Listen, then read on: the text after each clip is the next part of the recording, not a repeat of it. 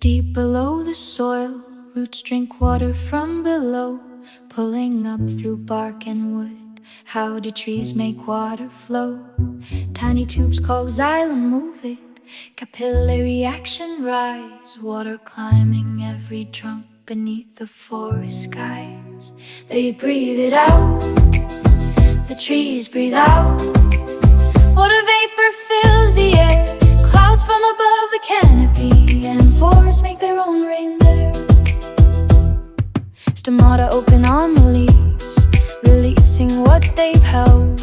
Water turns to vapor clouds, a story nature tells. 1 acre of tall trees sends 1,000 liters high into the sky each single day, way up into the sky. They breathe it out, the trees breathe out.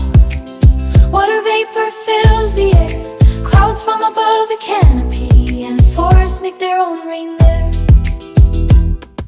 Scientists call it biotic pump, the flying rivers flow. Forest rainfall travels far across the plains below.